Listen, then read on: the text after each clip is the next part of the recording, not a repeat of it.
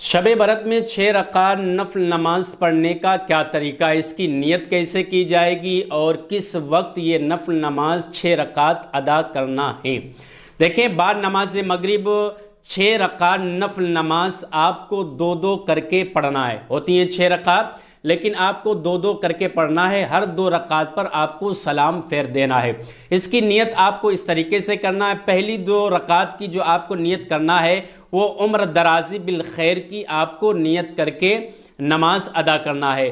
پھر آپ نیت کر لیں۔ نیت کرنے کے بعد آپ سبحانک اللہم پڑھیں۔ سبحانک اللہم پڑھنے کے بعد الحمد شریف، اس کے بعد کوئی دوسری سورت آپ 1 رکعت کمپلیٹ کریں۔ پھر دوسری رکعت کمپلیٹ کرنے کے بعد سلام پھیرنے کے بعد فوراً آپ کو 1 مرتبہ فوراً سورہ یاسین پڑھنا ہے، اور اگر آپ کو سورہ یاسین یاد نہیں ہے تو 21 مرتبہ آپ قل هو اللہ شریف پڑھ لیں، آپ کی نماز مکمل ادا ہو جائے گی۔ پھر آپ جب دوسری رکعت کے لیے نیت باندھیں گے تو آپ کو نیت اس طریقے سے کرنا ہے۔ نیت کی میں نے اپنی تمام مصیبتیں پریشانیوں کو دور کرنے کی نیت سے 2 رکعت نماز نفل، اس طریقے سے آپ کو نیت کر لینا ہے۔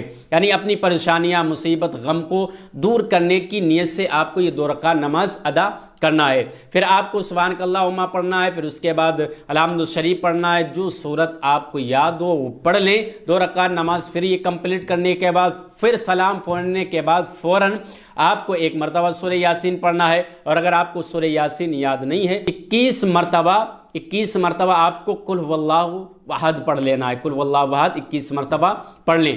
چھٹی رکعت کے لیے نیت باندھیں گے تو آپ کو نیت اس طریقے سے کرنا ہے: اے اللہ، میں نیت کرتا ہوں اپنے سوا مجھے کسی کا محتاج نہ بنا، کسی کے سامنے مجھے ہاتھ پھیلانے والا نہ بنا۔ اس طریقے سے آپ کو نیت کرنا ہے۔ پھر آپ کو یہ بھی 2 رکعت نماز کمپلیٹ کرنا ہے۔ سورت جو بھی آپ پڑھ سکتے ہیں پڑھ سکتے ہیں، کوئی مسئلہ نہیں ہے۔ پھر آپ جو یہ 2 رکعت نماز کمپلیٹ کرنے کے بعد فوراً سلام پھیرنے کے بعد آپ کو 1 مرتبہ سورہ یاسین پڑھنا ہے۔ اگر سورہ یاسین یاد نہیں ہے تو 21 مرتبہ قل هو اللہ احد پڑھ لینا ہے۔ پھر اس کے بعد میں درود شریف 100 مرتبہ پڑھ لیں۔ پھر جو دعائیں مانگیں گے اللہ رب العزت ساری دعائیں آپ کی قبول فرما لے گا۔ تو اسی طریقے سے بعد نماز مغرب آپ کو 2 رکعت کر کے 6 رکعت نماز نفل ادا کرنا ہے۔